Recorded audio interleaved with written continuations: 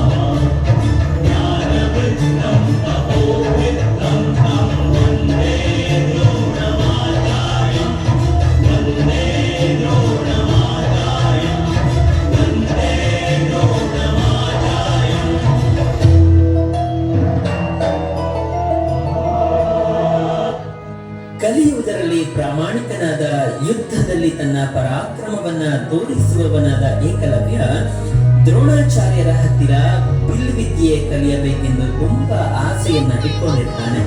ಆದ್ರೆ ರಾಜಗುರುಗಳಾದ ದ್ರೋಣಾಚಾರ್ಯರು ಕುರುವಂಶದ ರಾಜಮನೆತನದ ಮಕ್ಕಳಿಗೆ ಮಾತ್ರ ವಿದ್ಯೆಯನ್ನ ಕಲಿಸ್ತಾ ಇರ್ತಾರೆ.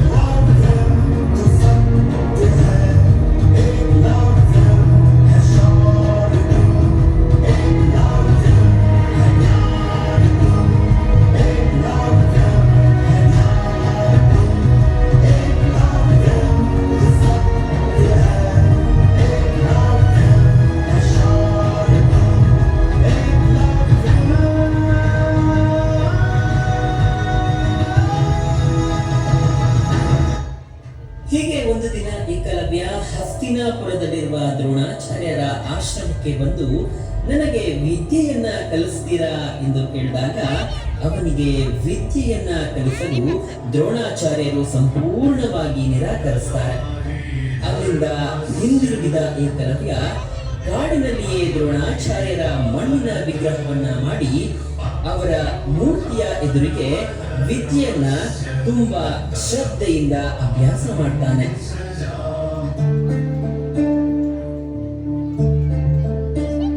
क्या कभी अंबर से सूर्य बिछड़ता है, क्या कभी बिन बाती दीपक जलता है, क्या कभी अंबर से सूर्य बिछड़ता है, क्या कभी बिन बाती दीपक जलता है। कैसी है अनहोनी छोड़ गया जो तू, कैसे जिएंगे हम, तू ही किनारा, तू ही सहारा, तू जग सारा, तू ही हमारा सूरज, तू ही तारा। जय जयकारा, जय जयकारा, स्वामी देना साथ हमारा। जय जयकारा,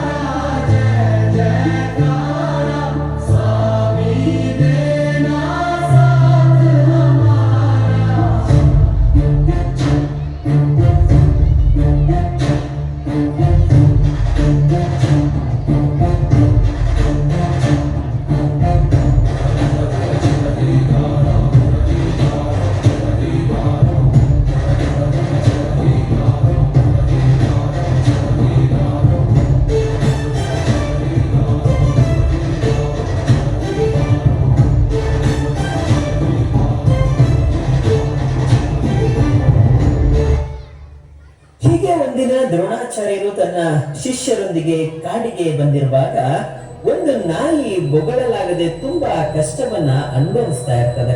ಕಾರಣ ಅದರ ಬಾಯಿಯ ತುಂಬಾ ಬಾಣಗಳ ಸರಮಾಲೆ ಇರುತ್ತೆ.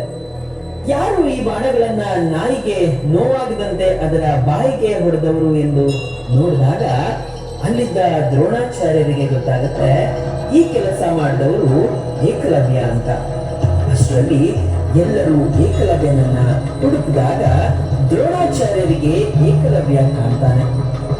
ಯಾರು ನಿನಗೆ ಈ ವಿದ್ಯೆಯನ್ನ ಕಲಿಸಿದವರು ಎಂದಾಗ, ನನಗೆ ವಿದ್ಯೆಯನ್ನ ಕಲಿಸಿದವರು ಬೇರಾರು ಅಲ್ಲ, ನೀವೇ ಎಂದು ಏಕಲವ್ಯ ದ್ರೋಣಾಚಾರ್ಯರಿಗೆ ಹೇಳ್ತಾನೆ. ಈ ವಿಷಯವನ್ನ ಕೇಳಿ ದ್ರೋಣಾಚಾರ್ಯರಿಗೆ ಆಶ್ಚರ್ಯ ಆಗುತ್ತೆ. ಆದರೆ ಇವೆಲ್ಲವನ್ನ ಅರ್ಜುನ ನೋಡ್ತಾ ಇರ್ತಾನೆ ಮತ್ತು ಈ ಎಲ್ಲ ವಿಷಯಗಳನ್ನ ಸಂಪೂರ್ಣವಾಗಿ ಸಂಗ್ರಹಿಸ್ತಾನೆ. पार्थस्य धनञ्जय ओजस्य बलवीर्यं श्वेतवाहन गुणाकेश महाबाहो अर्जुनः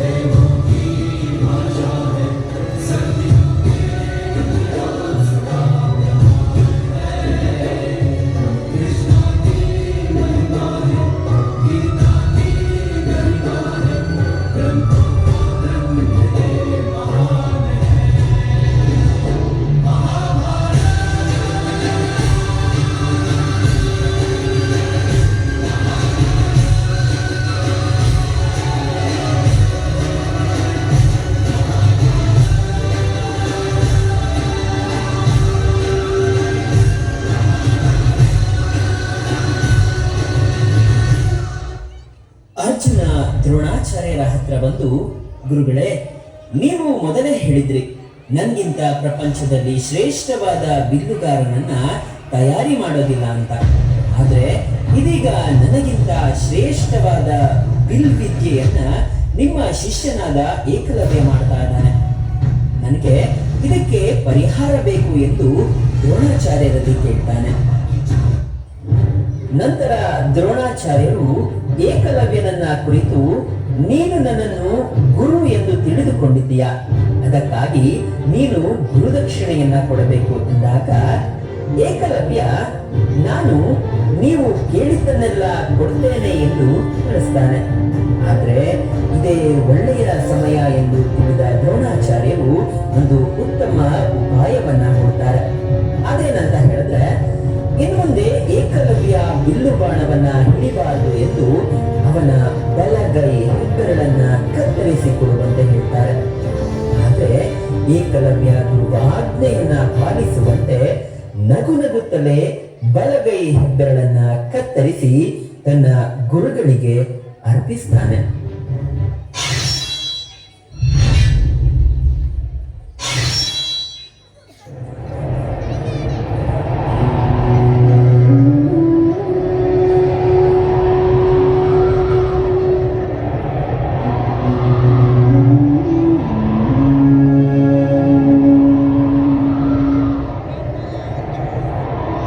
ये कैसी दुविधा है, कैसी ये विपदा है, ये धर्म है, बलिदान है, अपने ही अपनों के सुख लेके दुख देंगे, अधर्म है या विधान है, ये कैसी दुविधा है, कैसी ये विपदा है, ये धर्म है, बलिदान है,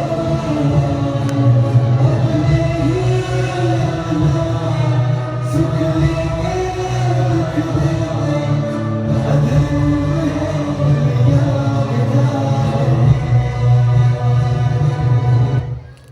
ಈ ಗುರುಪ್ರೇಮವನ್ನು ಕಂಡ ದ್ರೋಣಾಚಾರ್ಯರು, ನಿನ್ನ ಈ ಬಲಿದಾನ ಇತಿಹಾಸ ಮರೆಯದಿರಲಿ. ಯಾವಾಗಲೂ ಗುರು ಶಿಷ್ಯರ ವಿಷಯಗಳು ಬಂದಾಗ ನಿನ್ನ ಹೆಸರನ್ನು ನೆನಪಿಸಿಕೊಳ್ಳುವಂತಾಗಲಿ ಎಂದು ತುಂಬು ಹೃದಯದಿಂದ ಹರಿಸ್ತಾರೆ. ಆದ್ದರಿಂದ ಶ್ರದ್ಧೆ ಇದ್ದರೆ ಏನನ್ನಾದರೂ ಕಲಿಯಬಹುದು, ಏನನ್ನಾದರೂ ಸಾಧಿಸಬಹುದು ಎಂಬುದಕ್ಕೆ ಉದಾಹರಣೆಯೇ ನಮ್ಮ ಏಕಲವ್ಯ.